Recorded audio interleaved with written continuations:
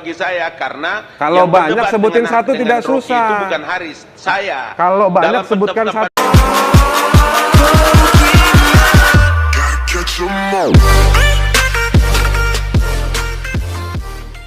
Assalamualaikum warahmatullahi wabarakatuh. Waalaikumsalam. Haris, apa kabar? Zakir, terima kasih bisa ketemu di sini.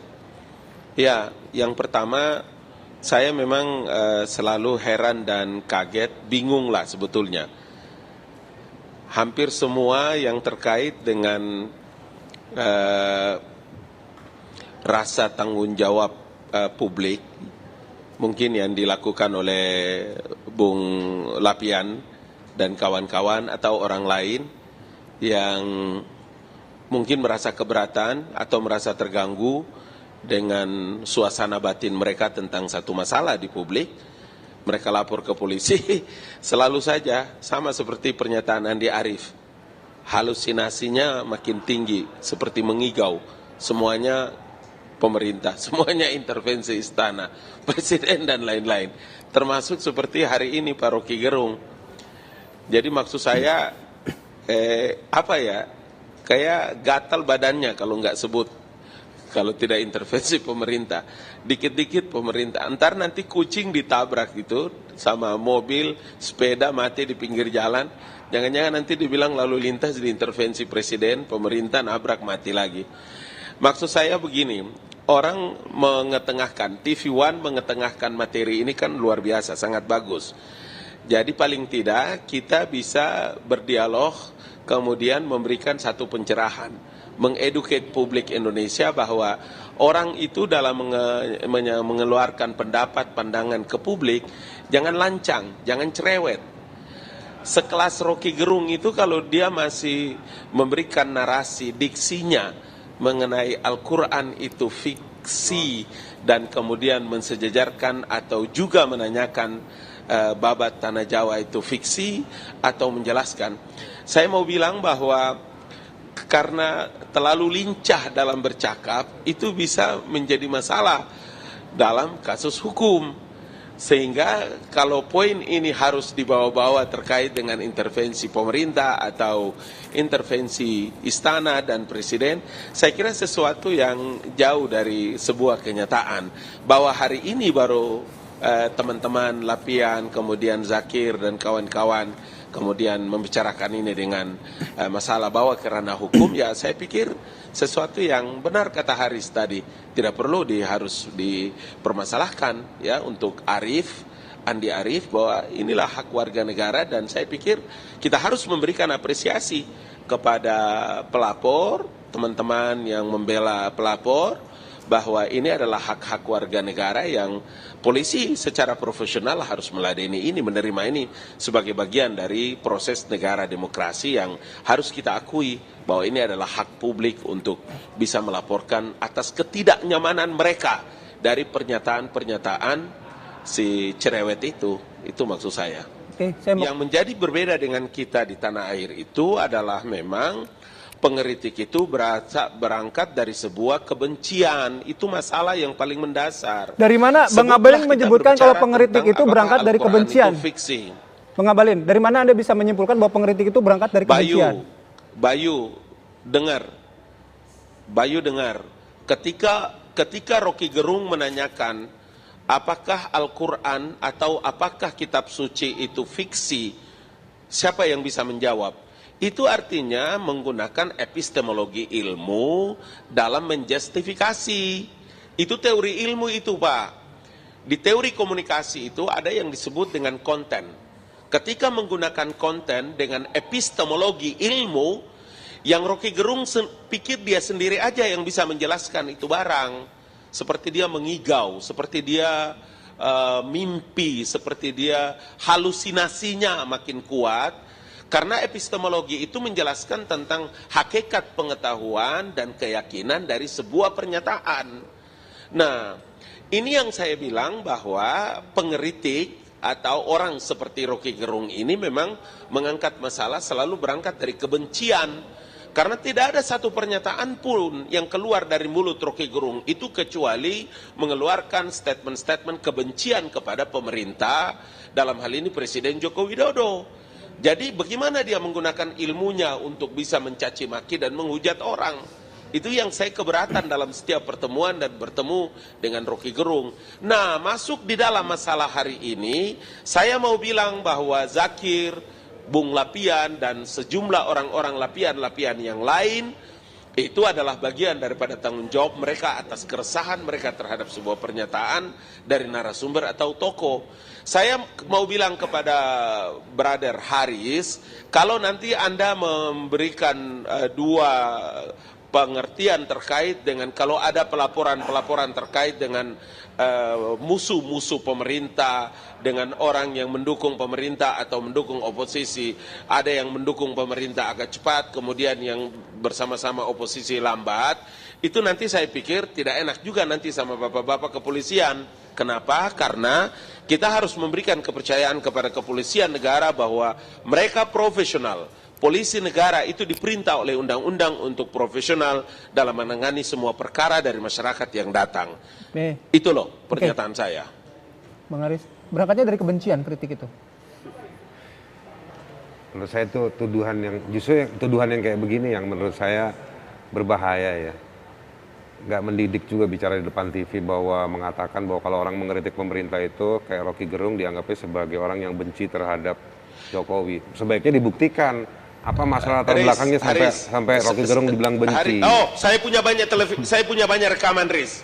Mengkritik itu beda dan benci. Ataupun rekaman-rekaman dan saya ambil dari YouTube. Haris. Ya banyak yang nonton juga banyak, bukan cuma Anda yang nonton, orang lain juga pada nonton. Kalau Anda cuma nonton dari YouTube aja ya Anda nggak ada bedanya sama masyarakat yang ada di pelosok-pelosok yang bisa akses internet juga. Bukan, saya punya rekaman live. Gitu. Saya punya rekaman live.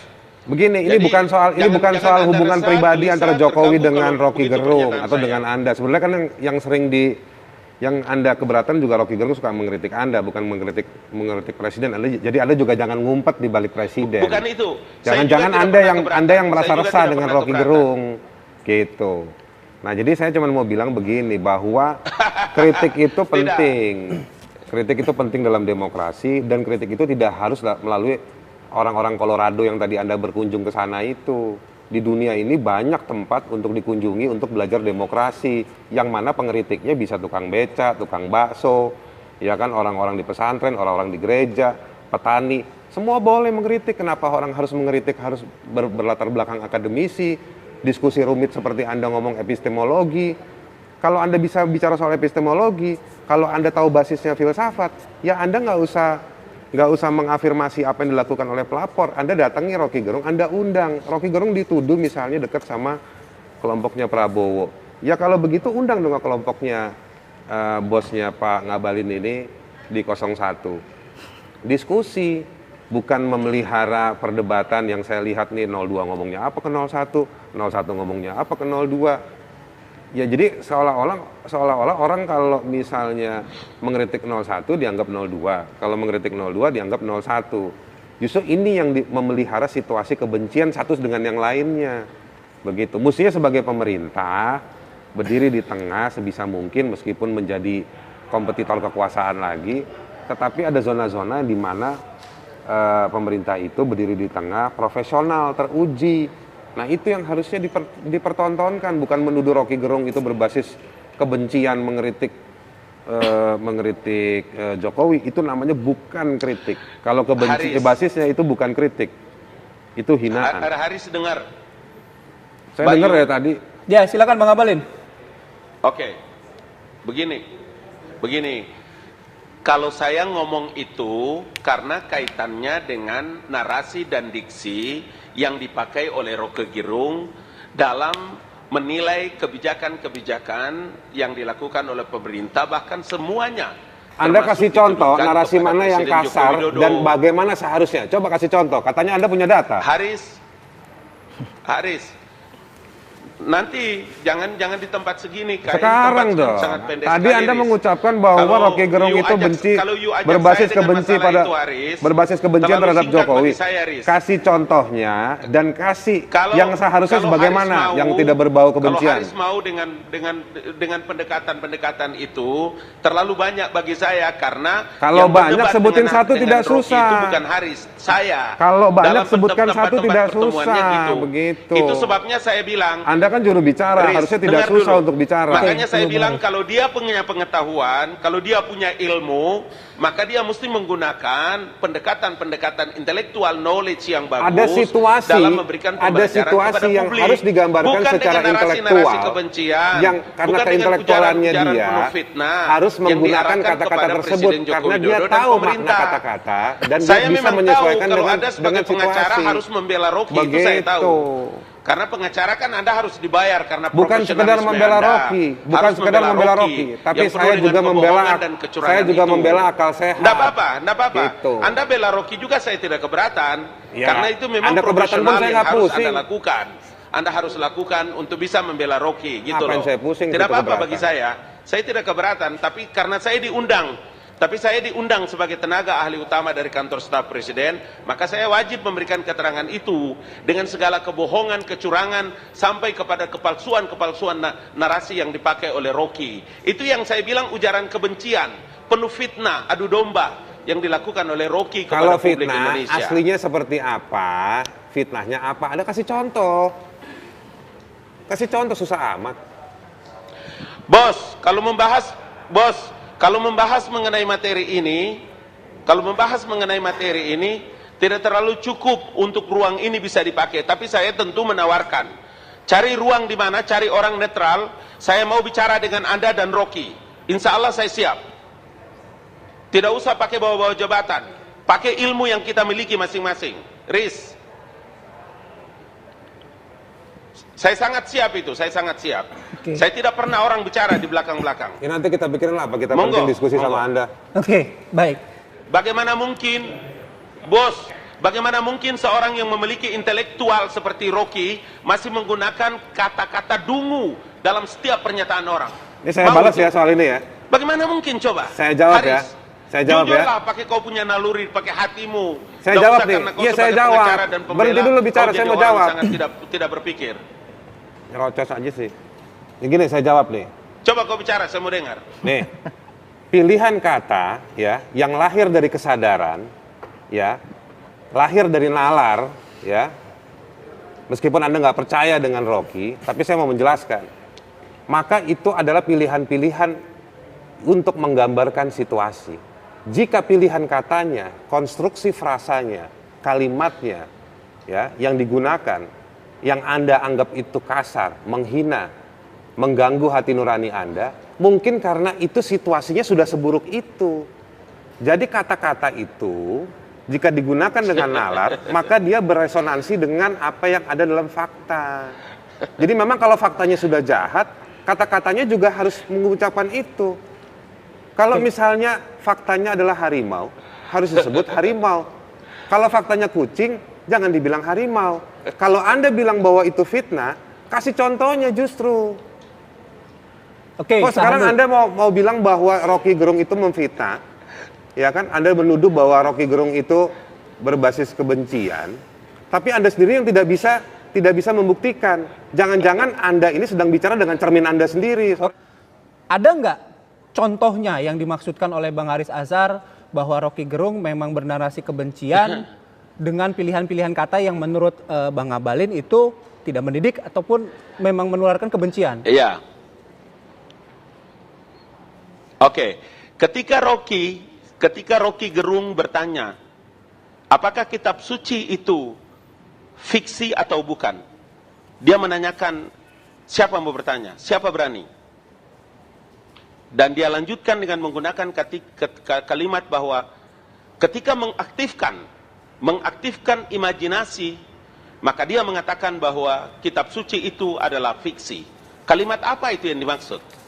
Itu yang saya bilang dalam ilmu filsafat, dalam menggunakan epistemologi, dia merubah keyakinan orang terhadap Al-Quran itu adalah sesuatu yang pasti. Menyatakan terhadap hakikat sesuatu yang pasti, dengan imajinasinya, dengan mimpinya, dengan ngigaunya, mengatakan bahwa Al-Quran itu adalah fiksi. Itu tidak saja penuh lagi kebencian, tetapi dia ingin mengarahkan publik Indonesia, ingin mengarahkan umat Islam yang begitu mayoritas di tanah air, dengan keyakinannya terhadap Al-Quran, kitab suci yang kedudukannya qat'i, kemudian menjadi sesuatu yang fiksi, sesuatu yang hayalan, sesuatu yang rekaan. Pernyataan apa itu kira-kira yang keluar dari mulut Rocky Gerung, Haris? Ya pernyataannya Rocky Gerung, susah amat. Enggak. Ya, itu yang saya bilang. Di Apa situ masalahnya? Anda salah. Anda nggak Karena menggambarkan Anda sebagai masalah. pengacara, Anda harus membela dia. Anda cuma takut bahwa orang, jadi gini, kalau orang suka sama pernyataan Rocky Gerung, lalu kalau Anda khawatir bahwa umat Islam itu menganggap bahwa Al-Quran itu fiksi seperti dugaan saya, Anda menganggap kalau fiksi itu artinya bohong, terus nanti orang mempercayai bahwa bukan bohong, Rocky kau Gerung, keliru. Fiksi jadi, itu saya bukan sebenarnya nggak bohong. ngerti, maksud Anda tadi ngomong saya nggak ngerti, makanya apa coba jelasin. Maksudnya Bang Ngabalin bahwa apa yang disampaikan oleh Rocky Gerung ini berupaya menggeser keimanan begitu Bang? Rocky, kau tidak mengerti atas pernyataan saya. Iya emang saya nggak ngerti pernyataan Anda. Dengar Haris. Jangan situ Rocky mikir itu saya bilang, ngerti, saya nggak Rocky ngerti. bilang dua pernyataannya. Pertama, Pernyataan Rocky dengar saya dulu. ngerti, pernyataan Anda saya Pertama, nggak ngerti. Rocky bilang, udah gampangnya gitu aja. iya, karena kau memang pembela Rocky, bagaimana kau Bukan bisa saya mengerti pembela saya Rocky. di situ juga Karena mengukur bukan karena saya pembela Rocky. kedangkalan ilmu Ya, kau. Karena saya emang dari dulu Gitu. bingung kalau ngobrol sama Anda. Udah, buktinya kan kau pengacaranya. Karena memang kau pengacaranya, maka memang susah. Kalau Iya, emang saya pernyataan saya kau pengacaranya. tidak mengerti, berarti bisa ditakar kedangkalan ilmu kau. Iya. Gitu. Kau kan dibayar, kau dibela, kau dibayar, Saya nggak dibayar. dibiayai honornya, Belum, makanya belum. memang begitu. Kelakuanmu kan memang belum begitu. dibayar, saya belum dibayar. Nggak apa-apa, mau dibayar tidak dibayar juga nggak ada urusan. Tapi yang pasti kau kan pengacaranya Rocky. Ketika Iya, Rocky saya bertanya pengacaranya, bahwa terus apakah kenapa? kitab suci itu fiksi atau tidak, fiksi atau tidak, dan dia mengatakan siapa yang berani menjawab? Itu dalam epistemologi artinya dia ingin merubah keyakinan orang dari Al-Quran itu adalah KTI kebenarannya menjadi sesuatu yang mimpi dan rekaan. Bang, Masa kau tidak mengerti Bang, pernyataan itu, Haris? Bang Ngabalin, tapi dalam pernyataan Pak Rocky Gerung tidak ada menyebut Al-Quran, hanya kitab suci. Kitab suci, jangan lupa kitab suci itu di dalam Al-Quran dibilang zalikal kitabul la raiba fi. Hati-hati. Yang dibilang kitab suci itu dalam Al-Quran adalah zalikal kitabul la raiba fi. Kitab ini tidak ada keraguan sedikit pun di dalamnya. Bukan Al-Quran, kitab suci. Dia mau pakai narasi apa lagi? Gitu loh. Berarti kalau apa yang dimaksud oleh Jangan Bang... membohongi umat deh. Ya. Orang lain dituduh sebagai penista agama. Orang lain dituduh sebagai penista Al-Quran. Ketika sang Rocky tidak mau disebut sebagai penista Al-Quran dan penista agama. Dasar kecurangan kalian memang begitu. Saya lawan kalian kalau kalian mau. Tidak ada urusan dengan jabatan dan pangkat-pangkat kita ini. Gitu loh. Terakhir Bang Haris? Enggak, saya nggak minat nanggapin. Oke. Jangan tertawa, Riz. Saya serius, saya tidak bercanda. Saya nggak minat Gitu. nanggapin. Mau kapan dan di mana? Tunjukkan tempat. Saya bingung apa yang mau ditanggapi. Kebetulan sematakah bahwa Jack Lepian ini melaporkan orang-orang yang berseberangan dengan oposisi dan tidak pernah melaporkan orang-orang yang berada di pendukung pemerintah? Ya, saya kira begini, kita tidak bisa pungkiri juga bahwa kalau misalkan dikatakan kelompok ini mendukung ini, saya pikir itu pilihan dalam politik, tapi kita bicara sekarang kasus hukum. Kita melaporkan Pak Rocky karena pernyataannya yang kami nilai ini bertentangan dengan undang-undang. Kalau dalam posisi tertentu, secara kebetulan bahwa kelompok yang melaporkan ini adalah bagian dari pendukung, saya kira itu itu urusan lain. Cuman kalau misalkan gerakan kita atau tindakan kita dipahami oleh kelompok Bang Haris tadi, misalkan Bang Haris mengatakan bahwa ini cara untuk mengecilkan kelompok-kelompok dalam memberikan kritikan kepada pemerintah. Saya pikir keliru pendapat itu. Kenapa? Karena kritikan tidak pernah dilarang, tapi etika dalam komunikasi publik juga harus dikedepankan supaya kita tidak tergerak untuk melaporkan orang-orang itu. Karena ini bukan kali pertama yang kita laporkan, sudah sering kita laporkan. Karena baik, apa? Menyangkut soal yaitu tadi pandangan yang menurut kami keliru gitu.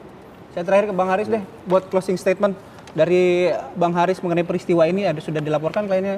Kita sudah berargumentasi juga dengan Bang Ngabalin, pelapor juga tadi. Apa? Oh, closing Iya. statement. Ya besok kita hadir ke Polda soal undangan polisi atas pelaporan statement Rocky di ILC tahun lalu. Itu aja. Itu aja. Dan Ya, tidak ada yang salah dengan pernyataan. Menurut saya kalau lihat diskusi hari ini, saya pikir memang ada semacam yang gagal paham ya. Kan ini sebetulnya Rocky dituduh menghina agama, padahal sebenarnya Rocky sedang mengkonstruksikan bagaimana orang supaya melihat kitab suci sebagai pedoman agama gitu. Dia kalau dia bilang mengaktifkan imajinasi, saya khawatir Rocky ngajak orang berpikir, tapi orangnya menganggap ini bukan ngajak berpikir, ngajak menghayal. Jadi dianggapnya kitab suci itu bahan hayalan.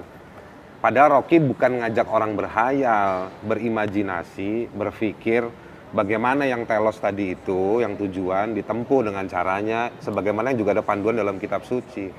Justru saya mau bilang, dalam hal ini, kalau saya melihatnya bahwa Rocky secara kritis justru mengajak berpikir secara keagamaan, karena dalam agama itu juga ada konstruksi dalam kitab suci. Tapi orang menolak, karena soal diksi yang digunakan punya definisi yang lain. Tapi silakanlah, itu kan haknya orang untuk lapor tadi. Oke, baik. Terima kasih Bang Haris, Bang Zakir juga terima kasih. Bang Abalin juga terima kasih sudah bergabung bersama kami di Kabar Petang sore hari ini.